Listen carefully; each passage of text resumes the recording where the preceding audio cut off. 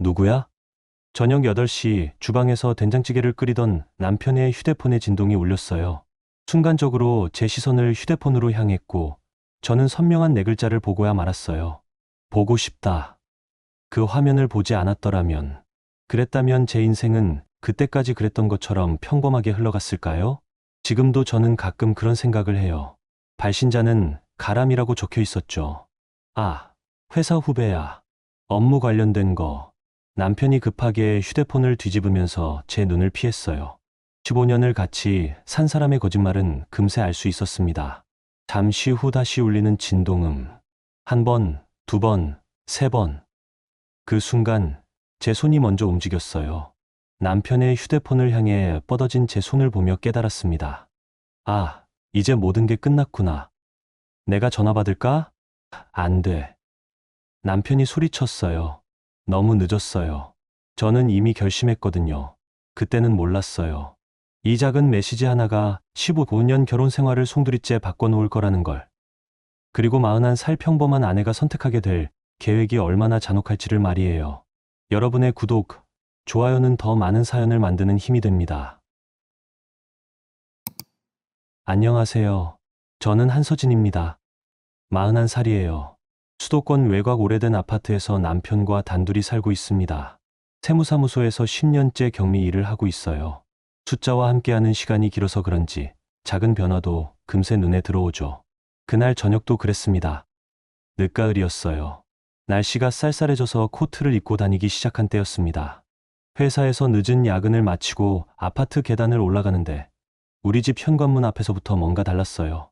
평소에는 텔레비전 소리만 들렸는데 그날은 주방에서 칼질하는 소리가 났거든요. 톡톡톡 리듬감 있게 뭔가를 써는 소리였습니다. 현관문을 열고 들어서니 고소한 기름 냄새가 풍겼어요. 파 볶는 냄새도 났고 된장찌개 끓는 냄새도 났습니다. 이상했어요. 남편이 요리를 하다니. 신발을 벗고 거실로 걸어가니 주방에서 앞치마를 두른 남편의 뒷모습이 보였습니다. 박도현, 제 남편이에요. 45살이고 중소철물업체에서 과장으로 일하죠. 키가 크고 어깨가 넓은 편이에요. 15년을 같이 살면서 앞치마 두른 모습은 처음이었습니다. 당신이 요리를 해? 물으니까 남편이 돌아보며 웃었어요. 평소보다 훨씬 환한 미소였는데 왜인지 어색했습니다. 억지로 만든 것 같은 느낌이었어요. 어서 와. 오늘 일찍 끝나서 저녁 준비했어. 남편의 목소리도 평소보다 밝았습니다. 마치 라디오 진행자처럼 경쾌했어요. 그런데 우리 집은 원래 조용한 집이거든요. 서로 말이 많지 않은 편이에요. 탁을 보고 깜짝 놀랐습니다. 평소에는 김치찌개 하나에 밥 2그릇 정도로 대충 먹던 우리 집 식탁이 아니었거든요. 하얀 접시에 나물 3가지를 정성스럽게 담아놨고 김치도 예쁘게 썰어서 접시에 놓았어요. 젓가락도 가지런히 놓여 있었습니다. 가운데에는 뚝배기에 된장찌개가 보글보글 끓고 있었어요. 두부도 네모반 듯하게 썰어 넣었더라고요. 평소 남편이 된장찌개는 그냥 된장 풀고 끝이라고 말하던 사람인데 말이에요. 뭔가 이상했습니다. 결혼기념일도 아니고 제 생일도 아니고 특별할 게 없는 화요일 저녁인데 말이에요. 무슨 특별한 날이야? 손가방을 소파에 놓으면서 물었어요. 그냥. 당신이 요즘 힘들어 보여서. 남편의 대답이었는데 저는 힘들다고 말한 적이 없었어요. 오히려 요즘 회사에서 새 프로젝트를 맡아서 재밌게 일하고 있었거든요. 야근도 그 때문이었고요. 힘든 거 없는데? 아니야. 표정이 어두워 보였어. 남편이 밥을 퍼주면서 말했습니다. 그런데 제가 언제 표정이 어두웠나요? 오히려 요즘 기분이 좋았는데 말이에요. 남편이 이것저것 물어보기 시작했어요. 회사 일은 어떤지, 과장님은 괜찮은지, 점심은 뭐 먹었는지. 평소에는 응 정도로만 대답하고 휴대폰만 보던 사람이 갑자기 관심을 보이니까 더 이상했습니다. 오늘 회사에서 뭐 했어? 월말 정산이랑 세금 계산서 처리했지. 평소와 같아. 힘들지 않았어? 아니, 괜찮았어. 그래도 많이 피곤해 보이는데. 계속 제가 힘들다고 우기더라고요. 마치 제가 힘든 게 기정사실인 것처럼요. 그때였습니다. 남편의 휴대폰이 식탁 위에서 불빛과 함께 진동했어요. 메시지 알림이었습니다.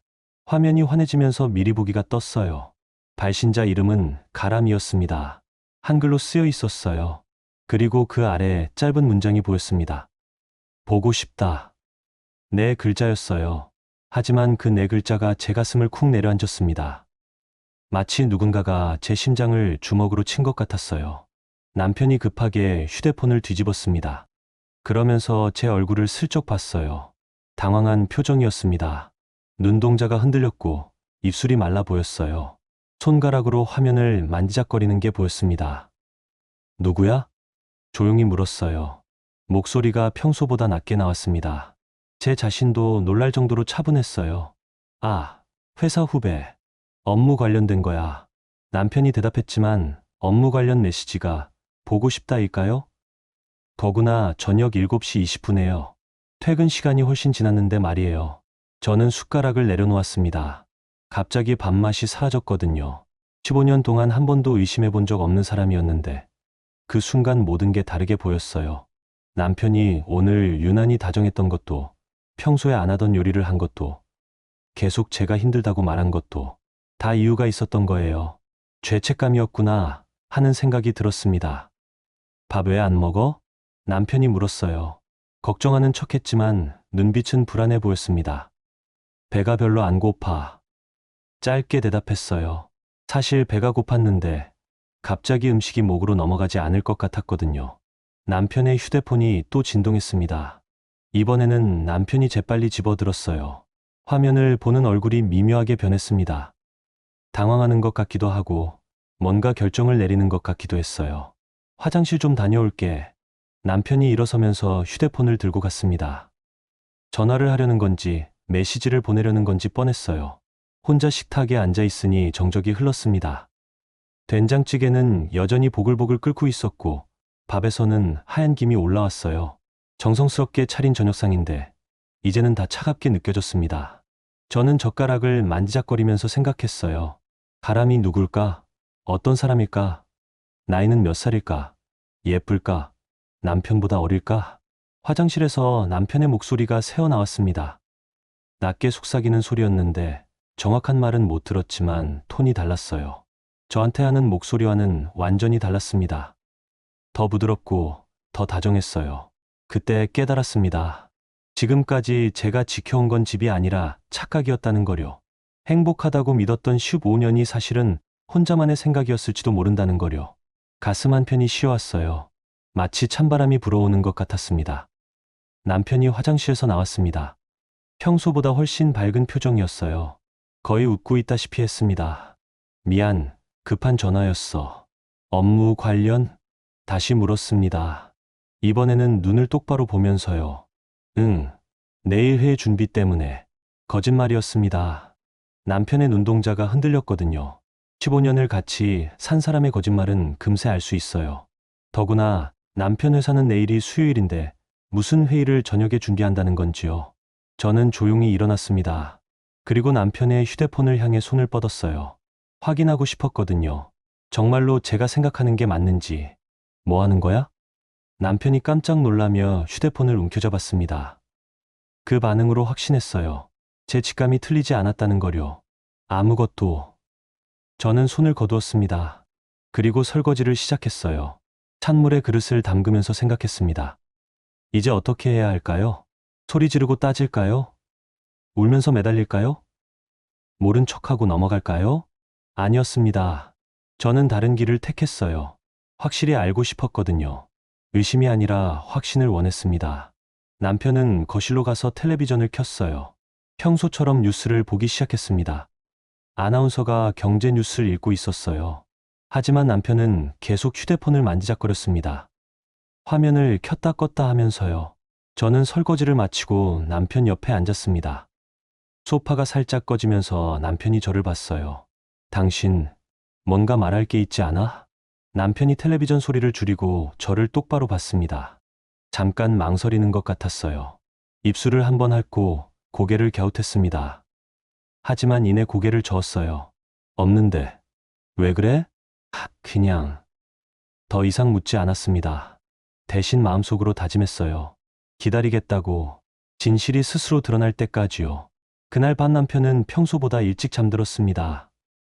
보통은 11시까지 텔레비전을 보는데 9시 반쯤 되니까 하품을 하면서 침실로 들어가더라고요. 저는 한참 동안 거실에 앉아 있었어요. 텔레비전에서는 드라마가 나오고 있었는데 내용이 전혀 들어오지 않았습니다. 가람이라는 이름이 계속 맴돌았어요. 그리고 보고 싶다는 세 글자도요. 침실로 들어가서 남편 옆에 누웠습니다. 남편은 이미 잠든 것 같았어요. 평소보다 깊게 자고 있었습니다. 죄책감이 있는 사람이 더 깊이 잔다고 들었는데 정말인가 봐요. 저는 천장을 바라보며 누워 있었습니다. 15년 결혼 생활에서 처음 느끼는 감정이었어요. 불안하면서도 묘하게 또렷했습니다. 마치 오랫동안 흐렸던 안경을 닦은 것처럼 모든 게 선명하게 보였어요. 아마도 내일은 오늘과 다른 하루가 될 것 같았습니다. 그 다음 날 저녁도 남편이 요리를 했어요. 회사에서 돌아오니 또 주방에서 소리가 났습니다. 어제와 똑같았어요. 칼질하는 소리, 기름 볶는 소리, 그리고 평소보다 밝은 남편의 목소리까지요. 어서 와. 오늘도 늦었네. 남편이 돌아보며 웃었습니다. 어제와 같은 억지 미소였어요. 이제는 그게 확실히 보였습니다. 식탁에는 어제보다 더 정성스러운 상이 차려져 있었어요. 불고기까지 해놨더라고요. 남편이 불고기를 해본 적이 언제였나요? 결혼 초기에도 안 했는데 말이에요. 오늘은 또 뭔 일이야? 물으니까 남편이 당황하는 기색을 보였습니다. 잠깐 머뭇거렸어요. 그냥 당신 좋아하는 거 해주고 싶어서. 제가 언제 불고기를 좋아한다고 했나요? 오히려 기름진 음식은 별로 안 좋아하는데 말이에요. 저는 조용히 앉아서 밥을 먹기 시작했습니다. 남편이 제 그릇에 반찬을 올려주더라고요. 김치도 올려주고 무나물도 올려주고. 평소에는 각자 알아서 먹었는데 갑자기 왜 이러는 걸까요? 많이 먹어. 너무 마른 것 같아. 남편이 말했습니다. 저는 마르지 않았어요. 오히려 최근에 살이 좀 쪘다고 생각하고 있었는데 말이에요. 저는 남편의 얼굴을 유심히 봤습니다. 눈빛이 평소와 달랐어요. 뭔가 피하려는 듯 했습니다. 저와 눈을 마주치면 금세 다른 곳을 보더라고요. 회사 일은 어땠어? 남편이 물었습니다. 그냥 그랬어. 당신은? 나도 별일 없었고, 후배들은 다들 괜찮고, 의도적으로 물었어요. 남편의 반응을 보고 싶었거든요. 응, 다들 괜찮아. 남편의 목소리가 살짝 떨렸습니다. 미세하게요. 하지만 저는 놓치지 않았어요. 새로 온 사람은 없어? 계속 캐물었습니다. 왜 그런 걸 물어? 남편이 되레 물었어요. 방어적인 태도였습니다. 그냥 궁금해서. 저는 담담하게 대답했습니다. 그리고 계속 밥을 먹었어요. 남편의 휴대폰이 또 울렸습니다. 어제와 같은 시간이었어요. 저녁 7시 20분쯤. 남편이 재빨리 확인하더니 화면을 엎어놓았습니다. 누구야? 회사에서. 또 같은 대답이었어요. 어느 부서? 영업부. 남자야, 여자야? 질문이 좀 더 구체적이 됐습니다. 남편의 얼굴이 굳었어요. 왜 그런 걸 물어? 그냥. 목소리가 들렸는데 젊은 것 같아서. 거짓말이었습니다. 목소리는 안 들렸어요. 하지만 남편의 반응을 보고 싶었거든요. 아, 응. 여자 후배야. 드디어 인정했습니다. 여자라는 거려. 이름이 뭐야? 심장이 빨리 뛰었지만 목소리는 차분하게 유지했어요. 최가람. 남편이 대답했습니다. 그 순간 저는 확신했어요. 어제 메시지를 보낸 가람이 이 사람이라는 거려. 나이는? 글쎄, 20대 후반 정도? 20몇? 정확히는 모르겠어. 남편이 점점 불편해하는 게 보였습니다. 하지만 저는 멈추지 않았어요. 어떻게 생긴 사람이야? 왜 자꾸 그런 걸 물어? 남편의 목소리가 높아졌습니다. 관심 있어서. 당신 직장에 어떤 사람들이 있는지 궁금하잖아. 저는 여전히 차분했어요. 오히려 남편이 더 흥분하고 있었습니다. 그냥 평범하게 생겼어. 키는? 보통. 예뻐. 결정적인 질문이었어요. 남편이 잠깐 멈칫했습니다. 글쎄, 그런 거 신경 안 써봤는데. 거짓말이었어요. 분명히 신경 썼을 거예요. 그렇지 않으면 메시지를 주고받을 이유가 없으니까요. 남편의 휴대폰이 또 울렸습니다. 이번에는 전화였어요. 발신자 표시에 가람이라고 뜨더라고요. 저는 확실히 봤어요. 남편이 당황해서 전화를 끊었습니다. 그리고 저를 슬쩍 봤어요. 왜 안 받아? 별로 중요한 전화가 아니야. 업무 관련이라면서? 나중에 받아도 돼. 남편의 변명이 점점 앞뒤가 안 맞았어요. 저는 젓가락을 내려놓았습니다. 그리고 남편을 똑바로 봤어요. 당신, 그 사람하고 뭔가 있는 거 아니야? 직접적인 질문이었습니다. 남편의 얼굴이 하얗게 변했어요. 뭔 소리야? 그냥 후배인데. 후배가 저녁 시간에 보고 싶다고 메시지를 보내. 저는 어제 본 메시지 내용을 말했습니다. 남편이 완전히 당황했어요. 그건 뭐야? 업무상 만나야 할 일이 있어서 그런 거야. 또 거짓말이었어요. 보고 싶다가 업무상 표현일까요? 그럼 내가 전화 받을까? 저는 남편의 휴대폰을 가리켰습니다. 다시 진동하고 있었거든요. 안 돼. 남편이 소리쳤습니다. 그러고는 자신이 너무 크게 말한 걸 깨닫고 당황했어요.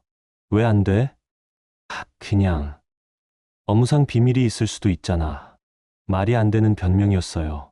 영업부 후배와 뭔 비밀이 있다는 건지요. 저는 더 이상 묻지 않았습니다.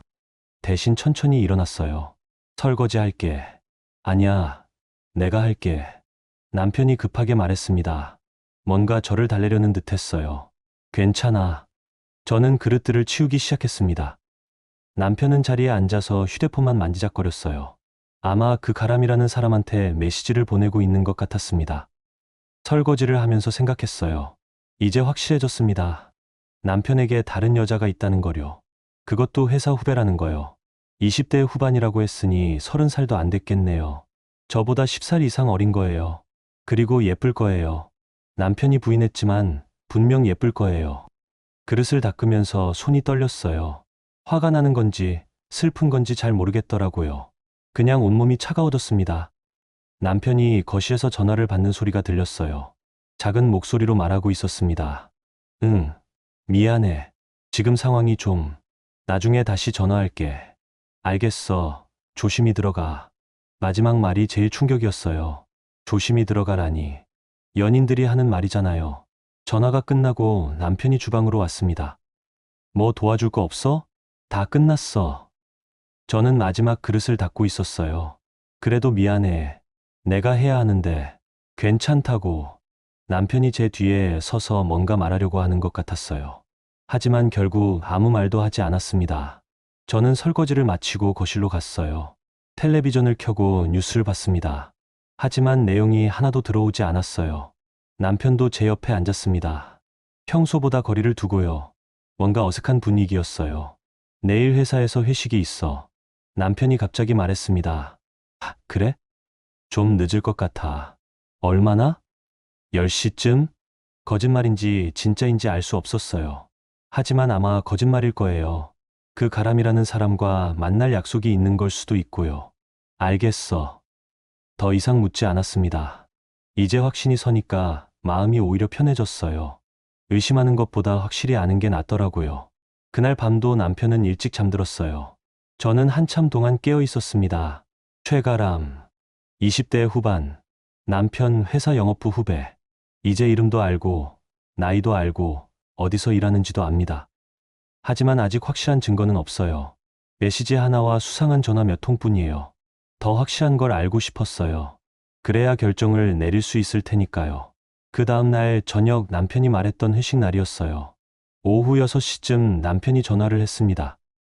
여보, 회식 때문에 늦을 것 같아. 저녁 걱정하지 말고 알아서 먹어. 알겠어. 몇 시쯤 들어와? 글쎄, 늦으면 10시 넘을 수도 있어. 전화를 끊고 나서 생각해 봤어요. 정말 회식일까요? 아니면 그 가람이라는 사람과 만나는 걸까요? 저는 혼자 간단히 저녁을 먹었습니다. 라면 하나 끓여서요. 남편이 없으니까 오히려 편했어요. 의심하고 관찰할 필요가 없으니까요. 텔레비전을 보면서 시간을 보내고 있었는데 밤 8시쯤 되니까 현관 쪽에서 소리가 났어요. 딩동. 초인종 소리였습니다. 이상했어요. 남편은 열쇠가 있으니까 초인종을 누를 이유가 없고 예상한 방문객도 없었거든요.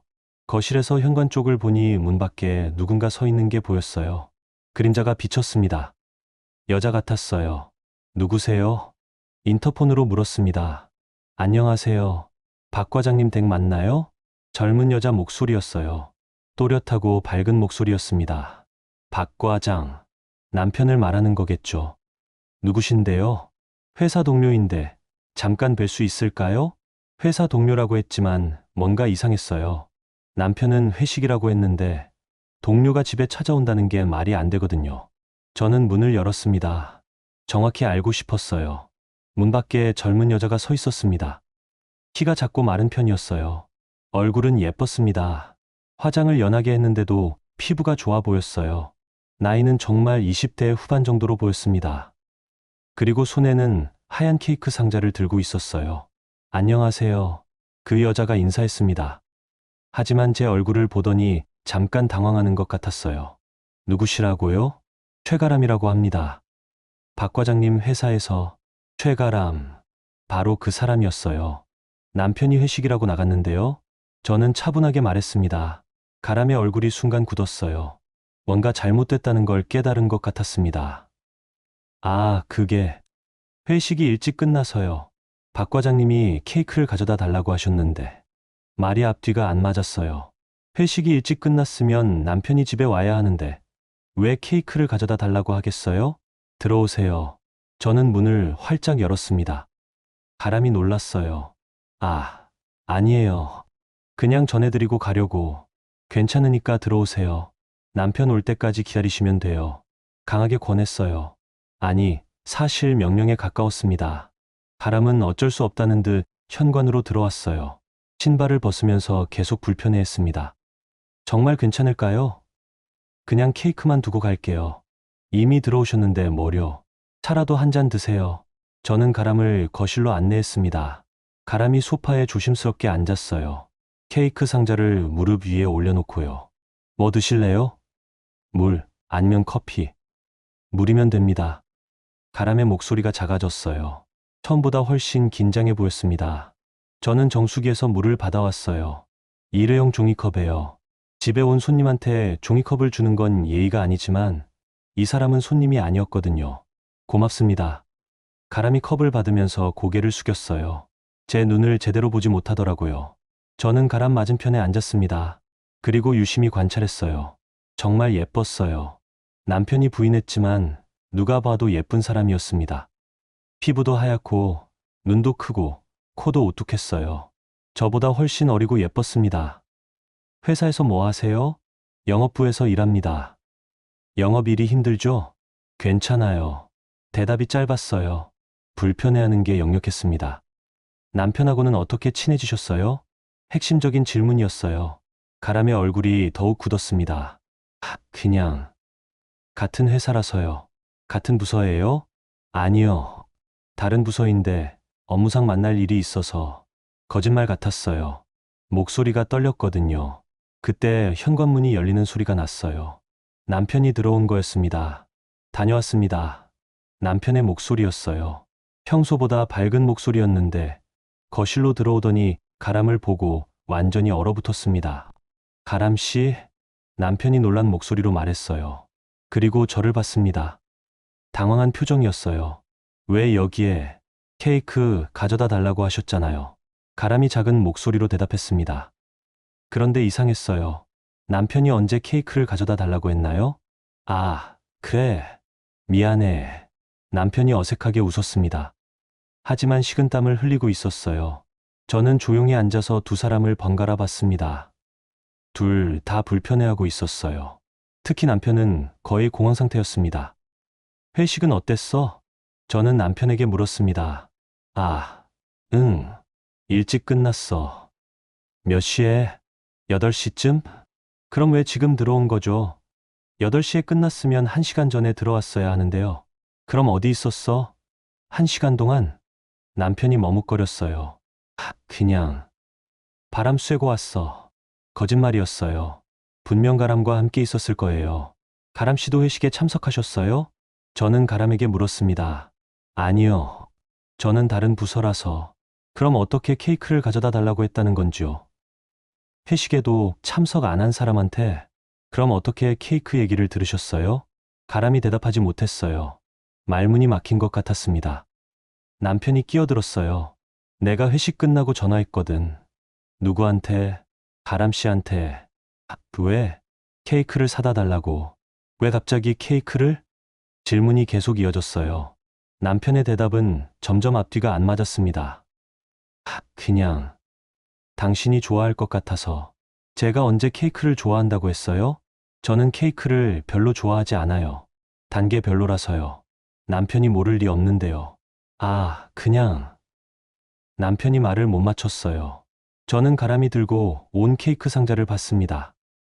예쁘게 포장되어 있었어요. 리본도 달려 있고요. 어디서 사셨어요? 근처 케이크 가게에서요. 혼자 사러 가셨어요? 결정적인 질문이었어요. 가람이 대답하지 못했습니다. 남편이 급하게 말했어요. 같이 갔어. 뭔 케이크가 좋을지 몰라서. 드디어 인정했어요. 함께 있었다는 거요.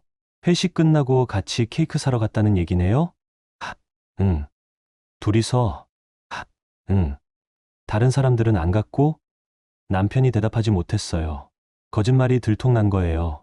저는 조용히 일어났습니다. 그리고 가람을 봤어요. 케이크 고맙습니다. 잘 먹을게요. 가람이 안도하는 것 같았어요. 이제 갈 수 있다고 생각한 모양이었습니다. 그럼 저는 이만. 아직 차도 다 안 마셨는데요. 좀 더 계세요. 저는 가람을 말렸어요. 아직 끝나지 않았거든요. 남편과 가람이 어떤 관계인지 더 확실히 알고 싶었습니다. 가람이 들고 온 종이컵은 그대로 테이블 위에 있었어요. 물을 반쯤 마신 채로요. 남편이 소파에 앉으니까 저는 일어났습니다. 당신도 뭐 마실 거 있어? 응, 물 좀. 저는 주방으로 갔어요. 그리고 찬장에서 남편이 평소에 쓰는 머컵을 꺼냈습니다. 파란색 도자기 컵이에요. 결혼 기념품으로 받은 커플 컵 중 하나였습니다. 정수기에서 찬물을 받아서 남편에게 건넸어요. 남편이 고맙다는 듯 받았습니다. 가람이 그 모습을 보더라고요. 자신은 일회용 종이컵이고 남편은 예쁜 도자기 컵인거려. 얼굴이 미묘하게 변했어요. 저는 다시 제자리에 앉았습니다. 그리고 가람을 봤어요. 회사에서 일한 지 얼마나 되셨어요? 1년 정도요. 그럼 아직 신입이시네요. 네. 힘들지 않으세요? 새로운 환경에서 일하는 게. 가람이 잠깐 멈칫했어요. 제 질문에 뭔가 의도가 있다는 걸 눈치챈 것 같았습니다. 괜찮아요. 선배님들이 잘 도와주셔서. 선배님들이라고 했는데 시선은 남편을 향하더라고요. 특히 누가 많이 도와주나요? 직접적인 질문이었어요. 가람의 얼굴이 굳었습니다. 다들 잘 도와주세요. 그 중에서도 특별히 친한 분이 있으실 텐데요. 가람이 남편을 힐끔 봤어요. 도움을 요청하는 눈빛이었습니다. 남편이 끼어들었어요. 회사 사람들은 다 친하게 지내잖아. 그래도 더 친한 사람이 있을 거 아니야. 케이크도 같이 사러 가고 그러면. 저는 놓치지 않고 다시 말했습니다. 남편이 불편해하는 게 보였어요. 목을 한번 가다듬고 다리를 꼬았다 풀었다 했습니다. 당신은 언제부터 우리 남편하고 친해지셨어요? 이번에는 가람에게 직접 물었어요. 처음부터는 아니고 몇 달 전부터요. 몇 달 전? 구체적으로 언제요? 글쎄요. 정확히는. 가람이 말을 흐렸어요. 남편을 또 봤습니다. 여름쯤부터 아닌가? 남편이 대신 대답했습니다. 여름부터라고 했으니까 벌써 서너 달 된 거네요. 그럼 제가 모르는 사이에 이미 오래전부터 친했다는 얘기예요. 여름에 뭔 일이 있었나요? 갑자기 친해질 만한. 별거 아니야. 그냥 업무상 만날 일이 많아져서. 남편의 대답이었지만 가람의 표정을 보니 그게 다가 아닌 것 같았어요. 어떤 업무요? 계속 캐물었습니다. 그냥. 프로젝트 관련된 거. 가람 씨 부서에서도 그 프로젝트에 참여하시나요? 가람에게 물었어요. 가람이 당황했습니다. 아니요. 저는 영업부라서. 그럼 어떻게 프로젝트 관련된 일로 만나시죠? 질문이 논리적이었어요. 가람이 대답하지 못했습니다. 남편이 또 끼어들었어요. 영업 쪽에서 자료가 필요해서 도움을 받았거든. 자주요? 가끔. 가끔이 얼마나 자주예요? 일주일에 한두 번? 일주일에 한두 번이면 가끔이 아니에요. 꽤 자주 만난다는 얘기죠. 그럼 점심도 같이 드시나요? 가람이 깜짝 놀랐어요. 그 반응을 보니까 점심도 같이 먹었나 봐요. 가끔 회사 사람들끼리 같이 먹기도 하고. 회사 사람들끼리요? 몇 명 정도? 서너 명. 거짓말 같았어요. 서너 명이면 누가 있는지 말할 수 있을 텐데 구체적으로 말하지 않더라고요. 누구누구랑요? 그냥 같은 층 사람들. 애매한 대답이었어요. 저는 남편을 봤습니다. 당신도 같이 먹나? 응, 가끔, 자주. 그렇게 자주는 아니야. 또 가끔이라고 했는데 일주일에 한두 번 만나는 사람과 가끔 점심을 먹는다는 게 말이 안 되잖아요. 저는 가람의 손을 봤어요. 반지를 끼고 있지 않았습니다. 결혼은 안 했나 봐요. 결혼은 안 하셨어요? 갑작스러운 질문이었어요. 가람이 놀랐습니다. 아직 안 했어요. 연인은 있으세요? 가람의 얼굴이 빨갛게 됐어요. 그리고 남편을 봤습니다. 의미심장한 눈빛이었어요. 그런 건 개인적인 일이라. 그냥 궁금해서요. 예쁘신데 연인이 없을까 해서. 가람이 더욱 당황했어요. 뭐라고 대답해야 할지 모르는 것 같았습니다. 남편이 시계를 봤어요. 시간이 늦었는데 가람 씨 집에 가야 하는 거 아니야? 가람을 보내려고 하는 거였어요. 더 이상 질문받기 싫어서요. 맞아요. 저 이제 가볼게요. 가람이 일어나려고 했습니다. 아직 물도 다 안 마셨는데요. 저는 가람의 종이컵을 가리켰어요. 반 넘게 남아 있었습니다. 괜찮아요. 많이 마셨어요. 그래도 다 마시고 가세요. 아까우니까. 강요에 가까웠어요. 가람이 어쩔 수 없이 다시 앉았습니다. 저는 가람을 자세히 봤어요. 정말 예뻤어요. 화장도 연하게 했는데 피부가 좋았습니다. 옷도 깔끔하게 입었고 향수 냄새도 좋았어요. 남편이 이 사람에게 끌릴 만하다는 생각이 들었어요. 저보다 10살 이상 어리고 예쁘고 활기차 보이니까요.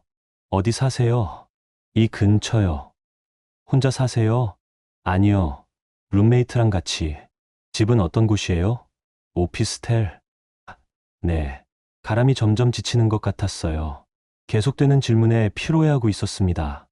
남편도 불편해하고 있었어요. 다리를 계속 떨고 있었거든요.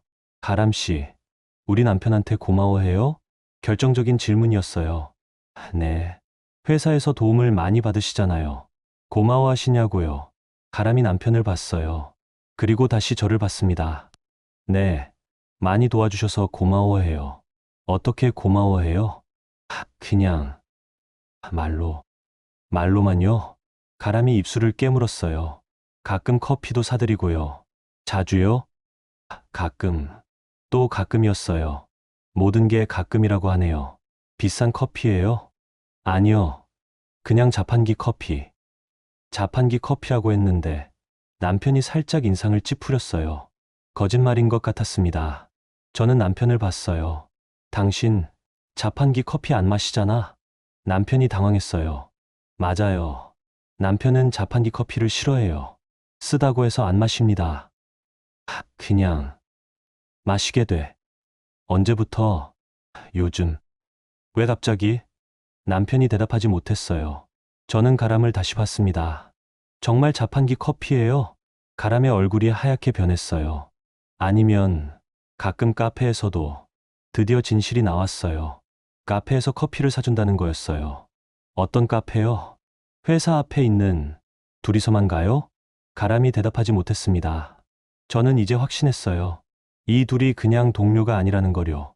함께 카페에 가고 케이크도 같이 사러 가고 저녁 시간에 전화도 하는 사이라는 거요. 물 다 드셨네요. 이제 가셔도 돼요. 저는 가람의 빈 종이컵을 봤습니다. 언제 다 마셨는지 빈 컵이 되어 있었어요. 가람이 안도하며 일어났어요. 그럼 저 이제 가볼게요. 케이크 고맙습니다. 저는 정중하게 인사했어요. 하지만 목소리는 차가웠습니다. 가람이 현관으로 가면서 남편을 봤어요. 뭔가 말하고 싶어 하는 것 같았지만 제가 보고 있어서 그럴 수 없었습니다. 안녕히 가세요. 문이 닫히고 가람이 나갔어요. 저는 거실로 돌아와서 남편을 봤습니다. 남편은 머그컵을 들고 물을 마시고 있었어요. 손이 살짝 떨리고 있었습니다. 이제 둘만 남았어요. 가람이 나간 후 거실에는 정적만 남았어요. 저는 테이블 위에 놓인 두 개의 컵을 봤습니다. 하나는 가람이 쓴 구겨진 종이컵이고 하나는 남편이 쓰던 파란 도자기 컵이었어요. 물이 조금 남아 있었습니다. 남편은 소파에 앉아서 텔레비전을 보는 척했어요. 하지만 화면을 제대로 보고 있지 않다는 게 뻔했습니다. 계속 다리를 떨고 있었거든요. 저는 조용히 일어나서 정수기 앞으로 갔어요. 물을 한 잔 받아서 천천히 마셨습니다. 차가운 물이 목으로 넘어가면서 마음이 조금 진정됐어요. 그때 문득 예전 일이 생각났습니다. 신혼 때였어요. 남편과 처음 이사 온 집에서 그릇을 정리하던 날이었습니다. 시어머니께서 주신 도자기 접시 세트가 있었어요. 결혼 선물이라고 하시면서 정성스럽게 포장해서 주셨던 거였습니다. 그런데 박스를 여는 순간 접시 하나에 금이 가 있는 걸 발견했어요. 머리카락보다 가는 실금이었지만 분명히 보였습니다. 남편은 괜찮다고 했어요. 보이지도 않잖아. 그냥 써. 하지만 저는 그 접시를 따로 빼놨어요. 손님용으로는 쓸 수 없다고 생각했거든요. 금이 간 그릇은 아무리 작은 금이라도 결국 깨지게 되어 있으니까요. 그 접시는 지금도 찬장 맨 아래 칸에 있어요. 15년 동안 한 번도 쓰지 않은 채로요. 정수기 앞에서 물을 마시면서 그 생각을 했어요. 사람 마음도 그릇과 비슷하구나. 한 번 금이 가면 다시는 예전 같지 않다는 거요. 남편이 불편한 듯 말을 걸었어요. 물 많이 마시네. 목이 말라서. 짧게 대답했습니다. 저는 빈 컵을 들고 다시 거실로 왔어요. 테이블 위에 종이컵을 집어서 쓰레기통에 버렸습니다. 구겨진 채로 버려지는 종이컵을 보니 뭔가 서글펐어요. 남편의 머그컵도 가져가서 설거지를 했습니다. 뜨거운 물에 세제를 풀고 꼼꼼히 닦았어요. 다른 사람이 만진 컵을 닦는 기분이었습니다. 컵을 말리면서 또 다른 기억이 떠올랐어요. 작년 겨울이었습니다. 남편이 감기에 걸려서 며칠 동안 알아누웠던 적이 있어요. 열도 나고 기침도 심했습니다. 저는 매일 죽을 끓여서 갖다 줬어요. 약도 챙겨주고 이불도 자주 갈아 깔아줬습니다. 그때 남편이 말했어요. 역시 아내가 있어야 한다. 고마워하는 말이었지만 왜인지 서운했어요. 제가 있어야 하는 이유가 간병 때문인 것 같아서요. 지금 생각해보니 그때부터였을 수도 있어요. 남편이 저를 여자가 아니라 가족으로만 보기 시작한 게 말이에요. 설거지를 마치고 거실로 돌아오니 남편이 휴대폰을 보고 있었어요. 메시지를 확인하는 것 같았습니다. 아마 가람한테서 온 거겠죠. 뭐 하는 거야? 그냥 회사 단체 톡방 확인하는 거야. 또 거짓말이었어요. 회사 단체 톡방이면 화면을 숨길 이유가 없잖아요. 저는 남편 옆에 앉았습니다. 평소보다 조금 멀리요.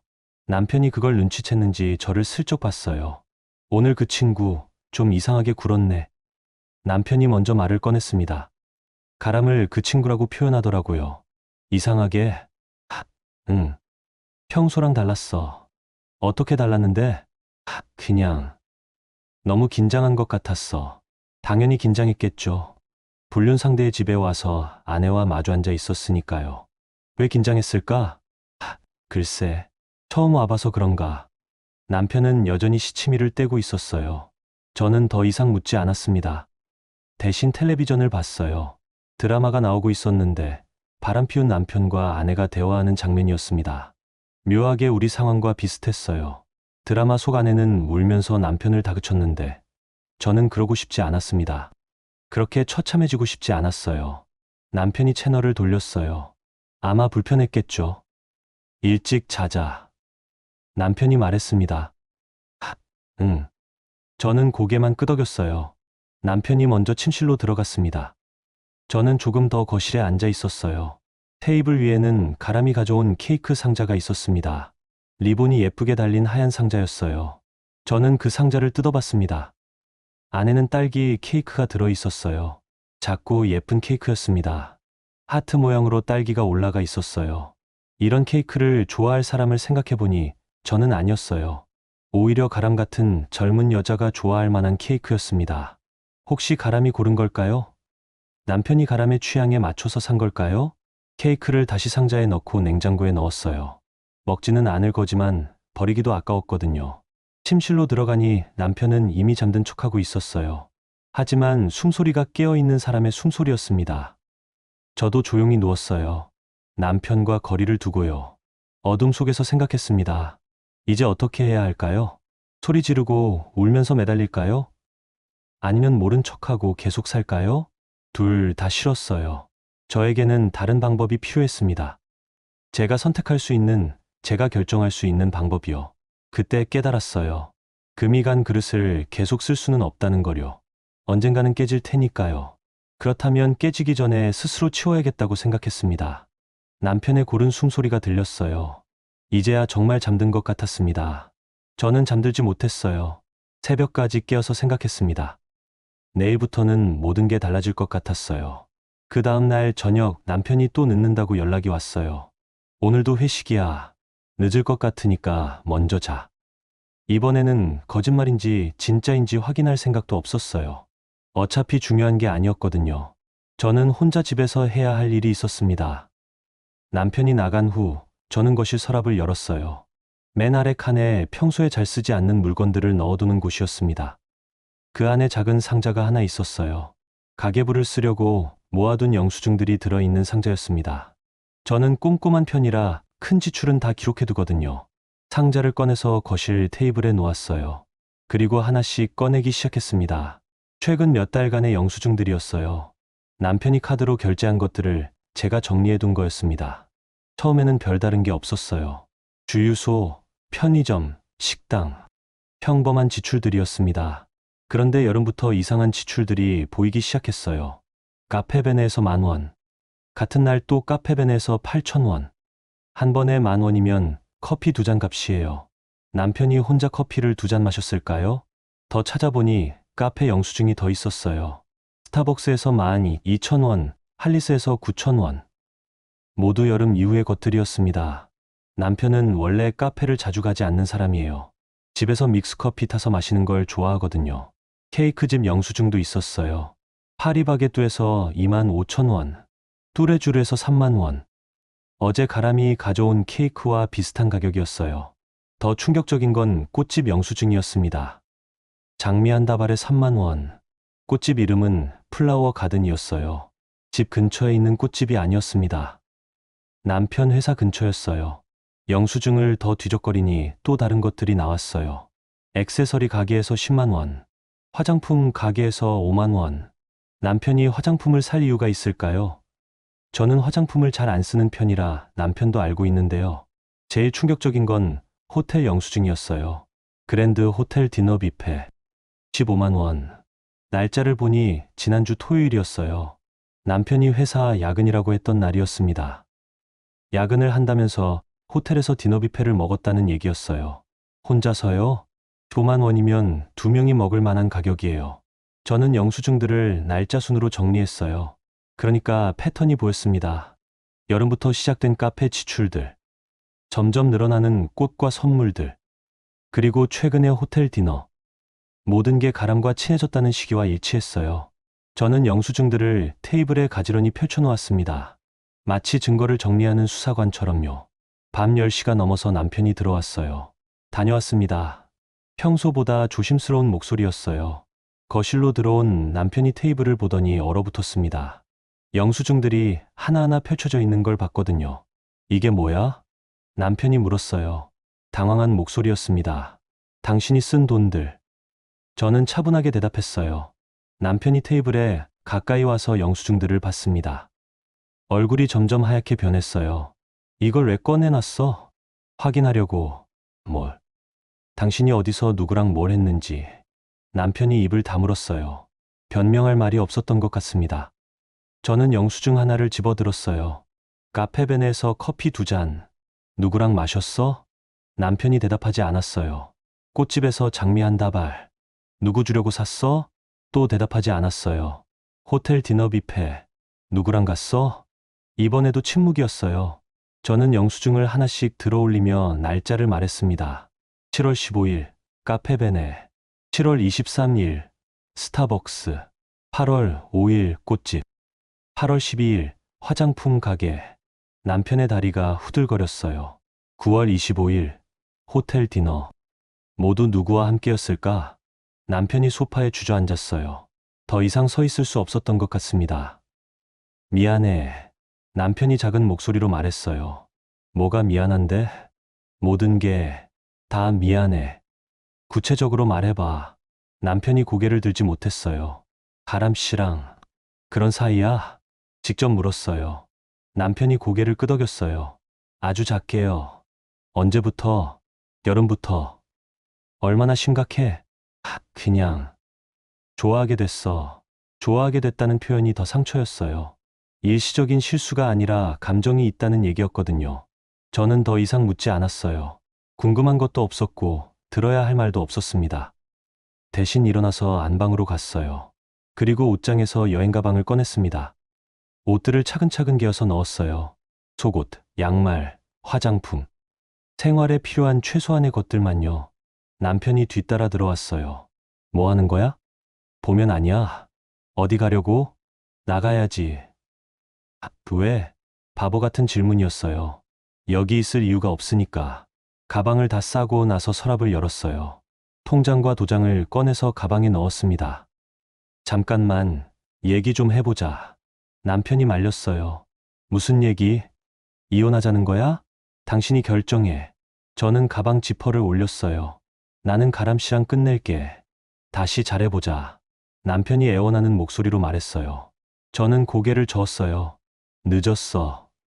왜? 아직 늦지 않았어. 진작에 늦었어. 당신이 거짓말하기 시작했을 때부터 남편이 제 팔을 잡으려고 했어요. 저는 피했습니다. 제발, 한 번만 기회를. 나는 당신을 믿었어. 15년 동안 단 한 번도 의심해 본 적 없었어. 제 목소리가 떨렸어요.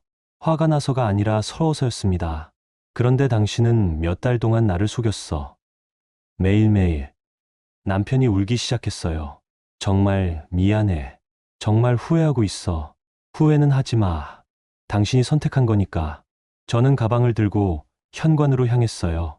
남편이 따라오면서 계속 말렸지만 저는 돌아보지 않았어요. 현관에서 신발을 신으면서 마지막으로 말했어요. 내가 지켜온 건 집이 아니라 마음이었는데 이제 그럴 이유가 없어졌어.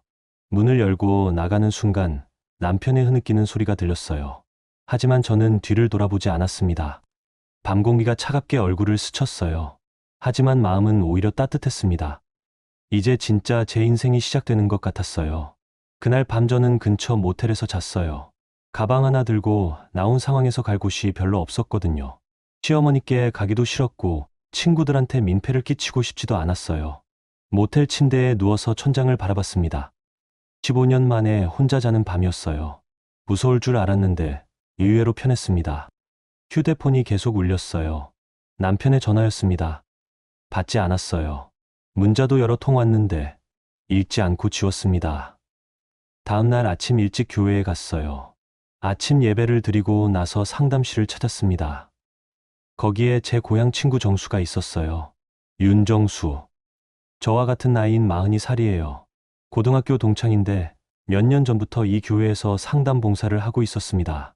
심리학을 공부해서 자격증도 있어요. 서진아? 정수가 저를 보고 놀랐어요. 제가 평소에 교회에 자주 안 나왔거든요. 언니. 저는 정수를 불렀어요. 같은 나이지만 정수가 몇 달 빨라서 언니라고 부르거든요. 무슨 일이야? 얼굴이 안 좋은데. 정수가 걱정스럽게 물었어요. 저는 정수와 함께 상담실 소파에 앉았습니다. 작지만 아늑한 공간이었어요. 따뜻한 조명과 관엽식물들이 마음을 편안하게 해줬습니다. 언니, 나 어제 집에서 나왔어. 조용히 말했어요. 왜? 무슨 일인데? 정수가 놀라면서 물었습니다. 저는 처음부터 차근차근 말했어요. 남편의 이상한 행동, 가람이라는 여자, 영수증들, 그리고 어젯밤 일까지. 모든 걸 털어놨습니다. 말하는 동안 정수는 조용히 들어줬어요. 중간에 끼어들거나 판단하지 않았습니다. 그냥 고개만 끄덕이면서 들었어요. 다 말하고 나니 가슴이 후련했어요. 누군가에게 털어놓는다는 게 이렇게 큰 위안이 될 줄 몰랐습니다. 많이 힘들었겠다. 정수가 말했어요. 따뜻한 목소리였습니다. 응. 근데 지금은 괜찮아. 오히려 속이 시원해. 정말. 화나지 않아? 화는 나. 근데 그것보다 실망이 더 커. 정수가 휴지를 건넸어요. 제가 울고 있다는 걸 그제야 깨달았습니다. 이제 어떻게 할 거야? 모르겠어. 그래서 언니한테 상의하러 왔어. 정수가 생각에 잠겼어요. 한참 후에 입을 열었습니다. 일단 마음을 좀 더 정리하는 게 좋겠어. 지금은 너무 감정적인 상태니까. 감정적이야? 나는 오히려 차분한 것 같은데. 겉으로는 그래 보여도 속으로는 많이 힘들 거야. 15년 결혼 생활이 하루아침에 무너진 거잖아. 맞는 말이었어요. 저도 제 감정을 정확히 알 수 없었거든요. 복수하고 싶지는 않아? 정수가 물었어요. 글쎄, 처음에는 그런 생각도 했어. 근데 그러면 나만 더 피곤해질 것 같아. 현명한 생각이야. 정수가 고개를 끄덕였어요. 그럼 이혼할 거야? 당연하지. 더 이상 같이 살 수 없어. 위자료는? 그것까지는 생각 안 해봤어. 정수가 차를 끓여서 건넸어요. 따뜻한 대추차였습니다.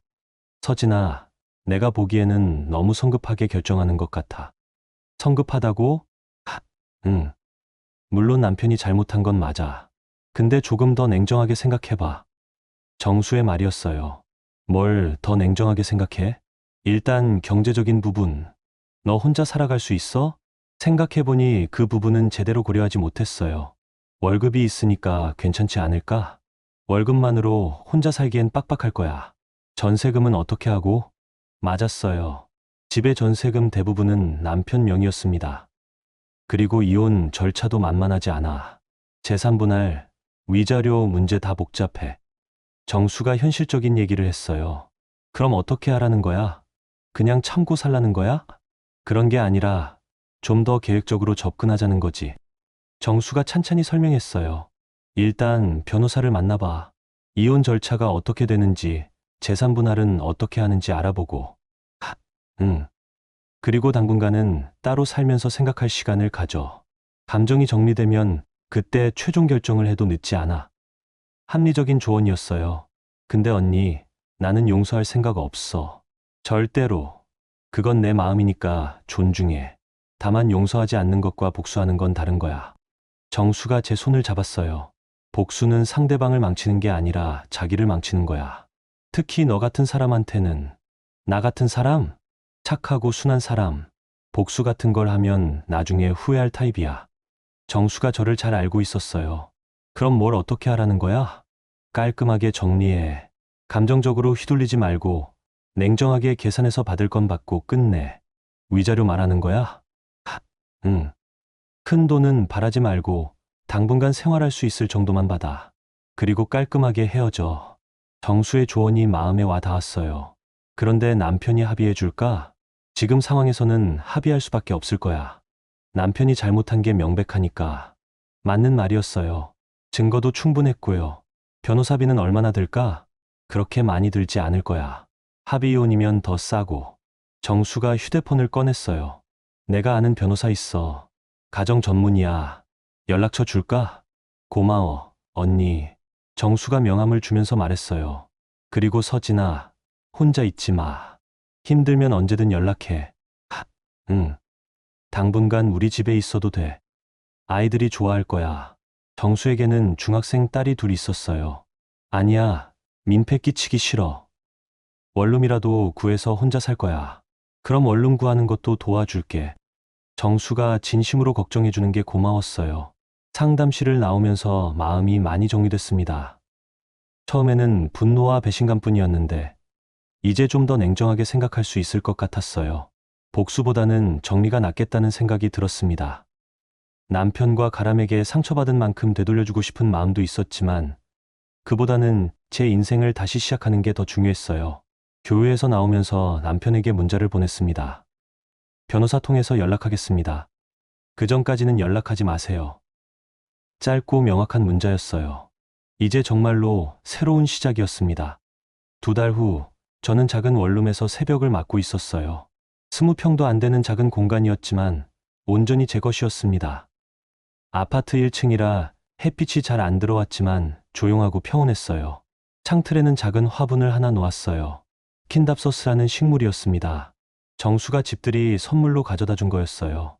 처음에는 식물을 키울 자신이 없었는데 의외로 잘 자라더라고요. 매일 아침 일어나면 제일 먼저 하는 일이 물을 주는 거였어요. 그리고 새로 나온 잎사귀가 있나 확인하는 거였습니다.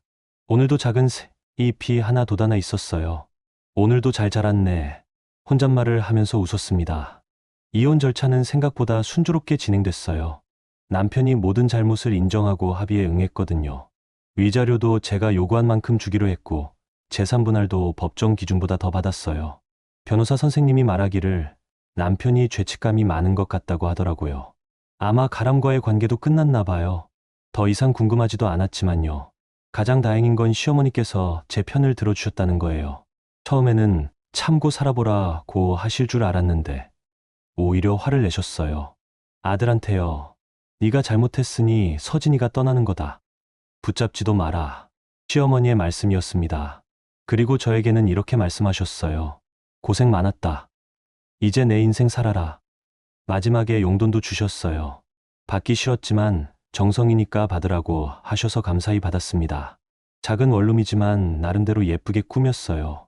원목 테이블 하나, 작은 소파 하나, 침대 겸용 매트리스 하나. 최소한의 가구들이었지만 아늑했습니다. 벽에는 정수가 그려준 수채화 하나를 걸었어요. 바다 그림이었습니다. 넓고 푸른 바다가 마음을 편안하게 해줬어요. 매일 아침 6시에 일어나서 차를 끓입니다. 녹차나 대추차, 기분에 따라 다르게 마셔요. 그리고 창가에 앉아서 차를 마시며 하루를 시작해요. 예전에는 남편 아침 챙겨주느라 정신없이 바빴는데 이제는 여유가 있어요. 제 시간이 생긴 거예요.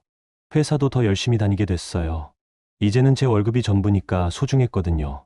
그런데 신기하게 일이 더 재밌어졌어요. 누군가를 뒷바라지하는 게 아니라 제가 원해서 하는 일이라는 생각이 들어서요.